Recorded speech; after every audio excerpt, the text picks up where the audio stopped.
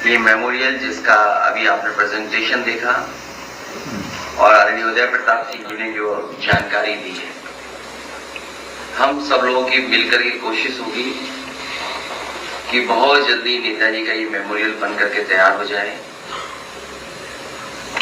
ये मेमोरियल सैफई में इसलिए बना रहे हैं कि नेताजी का सपना सैफई था और जीवन भर वो मिट्टी में रह करके पढ़े लिखे, खेले, आगे बढ़े, राजनीति की तमाम परेशानियां, गांव के लोगों की तमाम दिक्कतों को समझते हुए वो देश की राजनीति ऊंचाई तक पहुंचे और सबसे ज्यादा लगाव उन्हें सैफई के प्रति था। इसीलिए सैफई में ही मेमोरियल बनने जा रहा है। उनके जन्मदिन 22 नवंबर को हम सब लोग मिलकर के इसका शिलान्यास करेंगे। मैं आप लोगों को भी बुलाऊंगा, हमारे सभी वरिष्ठ समाजवादी नेता उस कार्यक्रम में मौजूद रहेंगे और उनके संगठन के लोगों ने जिस तरीके से पूरा कार्यक्रम चलाया है और पार्टी के संगठन ने साथ दिया है। 5000 किलोमीटर से ज्यादा ये लोग चल चुके हैं, साइकिल से और पैदल, और अभी उन्हें लंबी दूरी जाना है। नेताजी के कार्यक्रम 22 को, उससे पहले ये सैफई पहुंचेंगे और उसके बाद ये लोग लगातार बूथ स्तर पर काम करेंगे। तो ये जो तैयारी है इसी से घबराए हुए हैं। कल कोई पत्रकार साथी मुझसे पूछ रहा था कि बीजेपी के लोग दलित सम्मेलन कर रहे हैं। ये बीजेपी के वही लोग हैं जो लोगों को मिलने से पहले उन्हें साबुन से नहलाते हैं, साफ सुथरे होकर के आए, टूथपेस्ट करके आए, तब आए, तब मुलाकात होगी। और फिर इस देश ने वो समय भी देखा है, अगर किसी ने छू लिया तो नहा करके आते थे, किसी के छुए का खाना नहीं खाते। वो हम लोगों ने घटनाएं सुनी है, देखी है। अभी कईयों की जान चली गई अगर पानी पी लिया उसने, अगर कोई मंदिर से सामान उठा लिया उसकी जान चली गई। तो ये समाज में सुधार की जरूरत है। आज सरदार पटेल जी को हम याद करते हैं, जिन्होंने देश को जोड़ा, देश को आजादी दिलाई। आचार्य नरेंद्र देव जी को याद करते हैं, जिन्होंने हमें समाजवादी सिद्धांत पर आगे बढ़ने का हमेशा प्रेरणा दी, समाजवादी आंदोलन को आगे बढ़ाया। और नेताजी के मेमोरियल के जानकारी आपको दी है इसलिए कि नेताजी ने हम लोगों को विरासत में बहुत कुछ दिया है। इतने वर्षों उन्होंने संघर्ष कर करके समाजवादी आंदोलन को यहां पहुंचाया है। हमारी और नौजवानों की यही जिम्मेदारी है कि इस आंदोलन को और कैसे आगे लेकर के जाएं,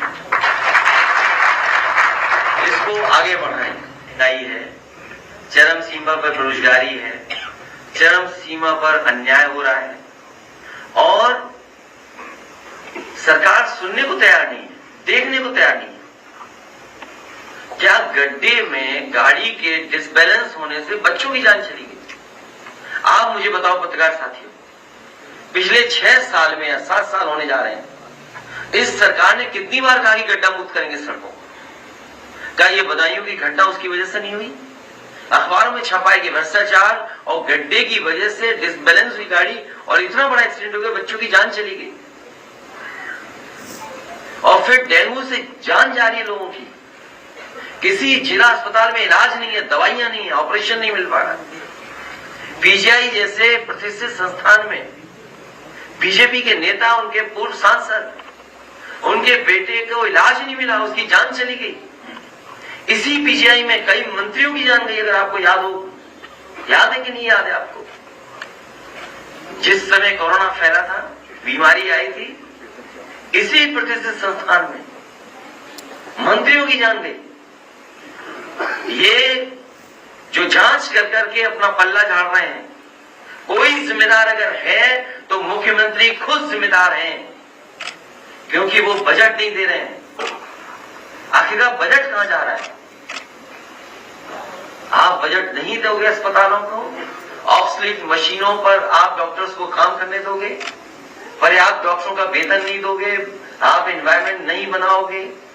और मैंने कल भी कहा था, आप पता करिए Lohia institute, Saifai medical college, PGI या इन संस्थाओं में जिनको नौकरी मिल रही है एक ही संस्था के लोग हैं, एक ही कोचिंग के लोग हैं, एक ही स्टेट के लोग हैं। इतने बड़े पैमाने पर नौकरी मिल जाने, अभी तो मैंने विधानसभा विधान परिषद की बात नहीं की है, आप सब जानते हैं। कल हमारे नौजवानों की साइकिल यात्रा टीवी पे कम दिखाई गई, हमें कोई शिकायत नहीं, क्योंकि सब सोशल मीडिया में सब चल रही है साइकिल, अभी भी 2 पहिए अभी भी घूम रहे हैं। हमारा बहुत सहयोग किया, हम किससे इंस्पायर हों। दुनिया में बहुत सारे बड़े बड़े लीडर्स के सरकारों ने स्मारक बनाए हैं, दुनिया में जगह जगह बने हैं। समाजवादियों ने जयप्रकाश नारायण जी का यहां लखनऊ में बनाया था, और ऐसा समाजवादी म्यूजियम बना था कि देश में किसी लीडर का इस तरह का म्यूजियम नहीं बना है, लेकिन उसको भी बर्बाद कर दिया सरकार ने। जब मैं उसके अंदर गया तो मैंने देखा था कि पॉलिथीन से, धूल मिट्टी से जयप्रकाश जी ढके हुए थे, और यही छिपाना चाहती थी सरकार। सरकार को समाजवादी सिद्धांत से कोई लेना देना नहीं है। समाज में गैर बराबरी खत्म हो, जाति जनगणना हो, जो पिछड़े दलित हैं उन्हें आरक्षण मिले, कोई सरकार को परवाह नहीं है। सरकार आरक्षण छीनना चाहती है, सरकार तमाम महापुरुषों का इतिहास बदलना चाहती है, छिपाना चाहती है। इसीलिए टीन शेड लगाए थे, ताला लगाया था उसमें, इसीलिए मजबूरी में हमें गेट के ऊपर से चढ़ करके जाना पड़ा। और अगर अगली साल भी लगाएंगे गेट पे ताला, तो अगली बार भी इसी तरह कूद करके जाएंगे।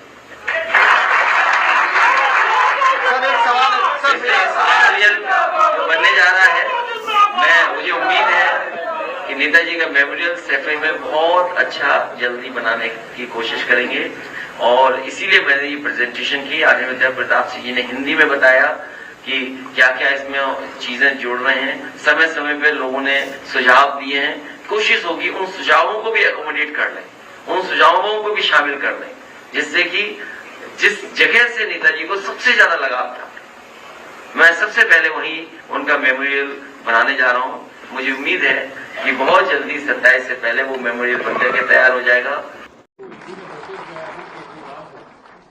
अभी हमें आप तो सब क्यों बात बढ़ा रहे हो?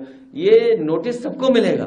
अरे भाई 140 करोड़ लोगों को क्या जेल भेज देगी सरकार? जब 140 करोड़ नाराज हैं, 100 करोड़ तो है नाराज। पहले मैंने कहा था 110 करोड़ बढ़ गए लोग, और ये जो ईडी का छापा और इस तरह की घटनाओं के बाद 115 करोड़ भारतीय जनता पार्टी से नाराज हैं। क्या इन सबको जेल भेज दोगे? 115 करोड़ लोग।